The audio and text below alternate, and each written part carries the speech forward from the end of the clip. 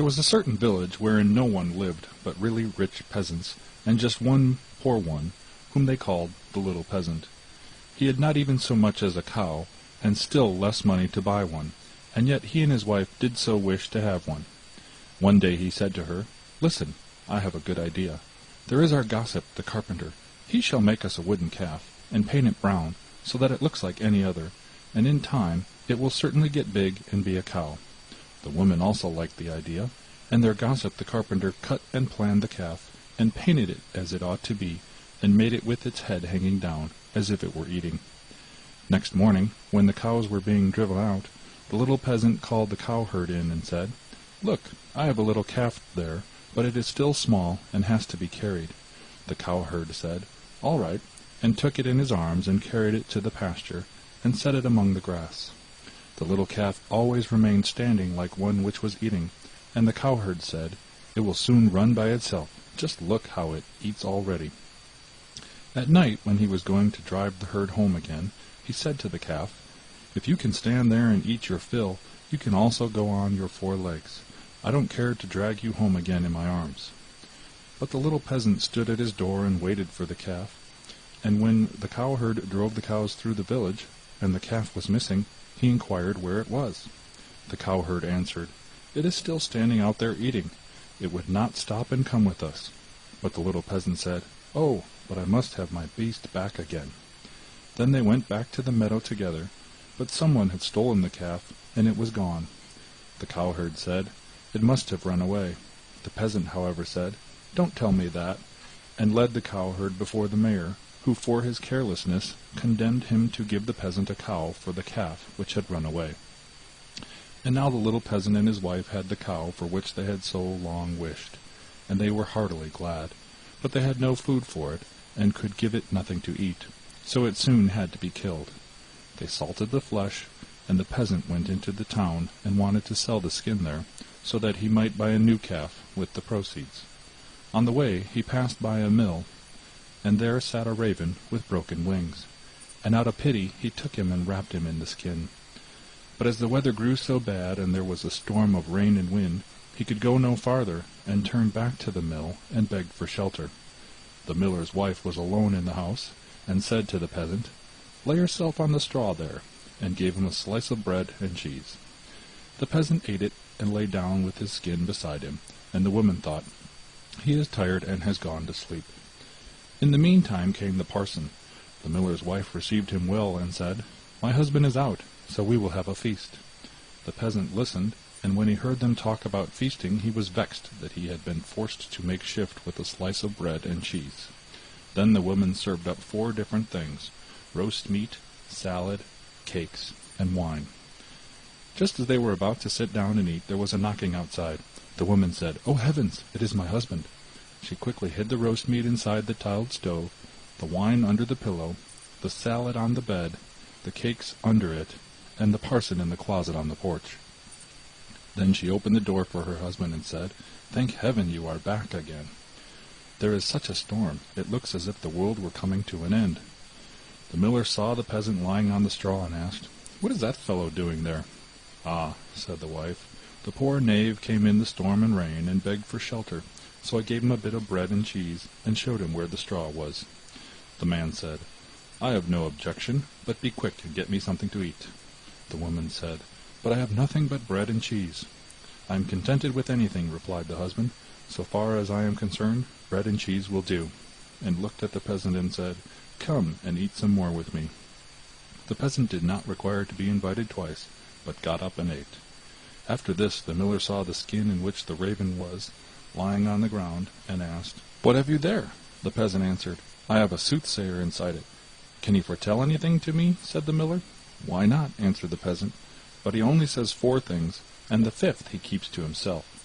The miller was curious, and said, "Let him foretell something for once." Then the peasant pinched the raven's head, so that he croaked and made a noise like "Kurr, kurr." The miller said, "What did he say?" The peasant answered, "In the first place, he says that there is some wine hidden under the pillow." "Bless me!" cried the miller, and went there and found the wine. "Now go on," he said. The peasant made the raven croak again, and said, "In the second place, he says that there is some roast meat in the tiled stove." "Upon my word!" cried the miller, and went thither, and found the roast meat.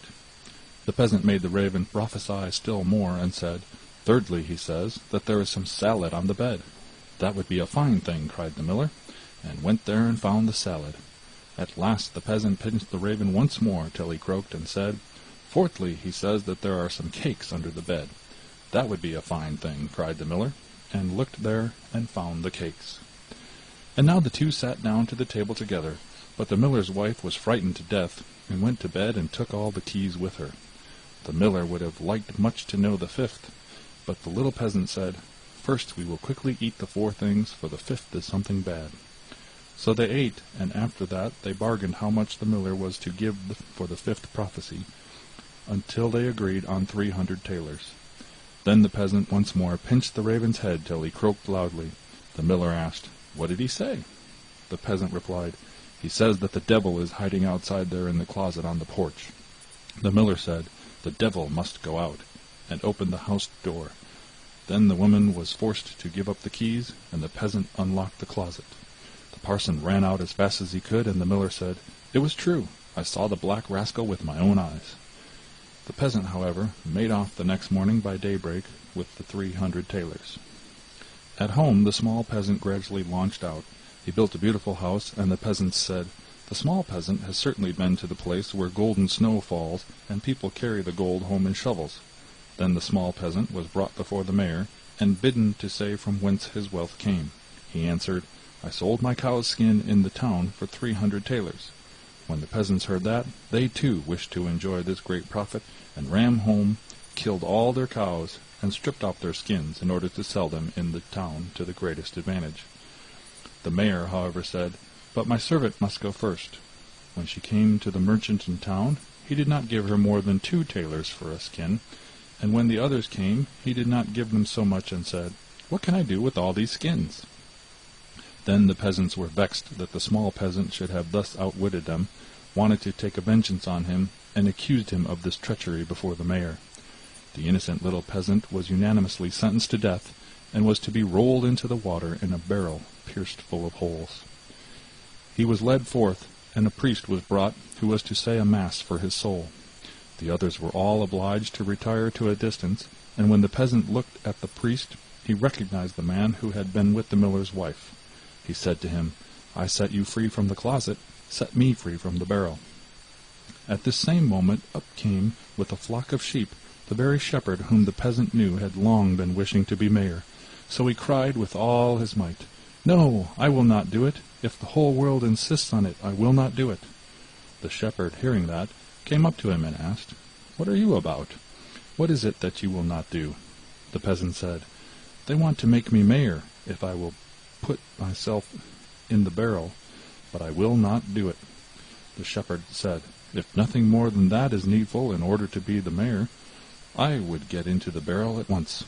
The peasant said, "If you will get in, you will be mayor." The shepherd was willing, and got in, and the peasant shut the top down on him, and he took the shepherd's flock for him, and drove it away. The parson went to the crowd and declared that the mass had been said. Then they came and rolled the barrel towards the water. When the barrel began to roll, the shepherd cried, "I am quite willing to be mayor." They believed no otherwise than that it was the peasant who was saying this, and answered, "That is what we intend, but first you shall look about you a little down below there." And they rolled the barrel down into the water. After that the peasants went home, and as they were entering the village, the small peasant also came quietly in, driving a flock of sheep, and looking quite contented. Then the peasants were astonished, and said, "Peasant, from whence do you come? Have you come out of the water?" "Yes, truly," replied the peasant. "I sank deep, deep down, until at last I got to the bottom. I pushed the bottom out of the barrel, and crept out, and there were pretty meadows on which a number of lambs were feeding, and from thence I brought this flock away with me." Said the peasants, "Are there any more there?" "Oh, yes," he said, "more than I could want." Then the peasants made up their minds that they too would fetch some sheep from themselves, a flock apiece. But the mayor said, "I come first." So they went to the water together, and just then there were some small fleecy clouds in the blue sky, which are called little lambs, and they were reflected in the water. Whereupon the peasants cried, "We already see the sheep down below." The mayor pressed forward and said, "I will go down first and look about me, and if things promise well, I'll call you." So he jumped in. Splash went the water. It sounded as if he were calling them, and the whole crowd plunged in after him as one man. Then the entire village was dead, and the small peasant, as sole heir, became a rich man. End of chapter 28.